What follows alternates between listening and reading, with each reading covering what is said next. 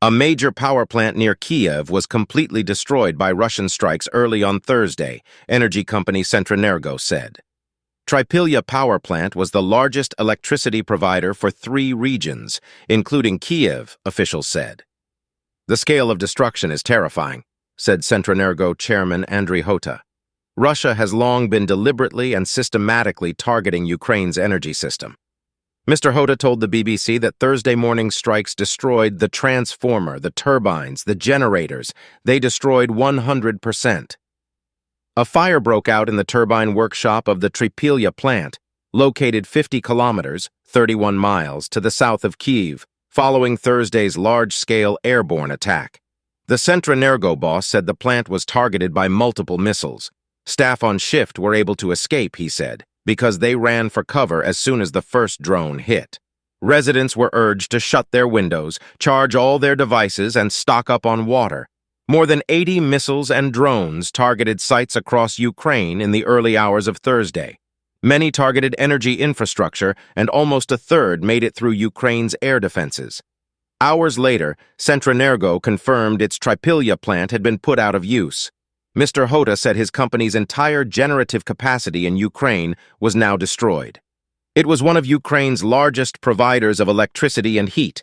It operated 2 other power plants, one in the Kyiv region, which was destroyed in late March, and one in an area of the Donetsk region that was taken over by Russia in 2022.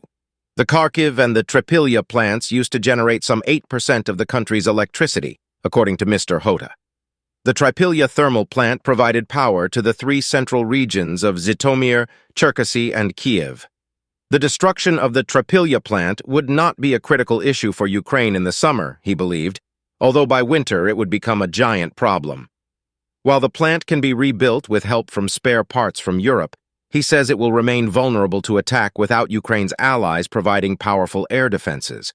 We can repair, we can do the impossible, but we need protection. At least 2 more thermal power plants suffered significant damage overnight in the west of Ukraine, placing even more strain on electricity supply nationwide. The DTK power company was already down to 20% capacity after repeat attacks in March.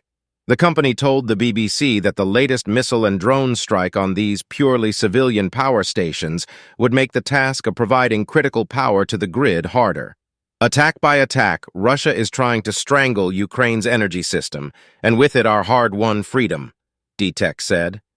The Kyiv region in the northeast has been hard hit again after its power plant suffered major damage in late March. The mayor there described the situation as very difficult and announced more blackouts for households and businesses. For a time on Thursday, the Kyiv metro stopped running to save power. It has since resumed, but the power supply is dipping and surging, so the trains are only working very intermittently. President Vladimir Putin said on Thursday that Russia had been obliged to respond to the strikes on Ukrainian energy sites following Kyiv's attacks on Russian targets, although this is a war he launched without cause 2 years ago.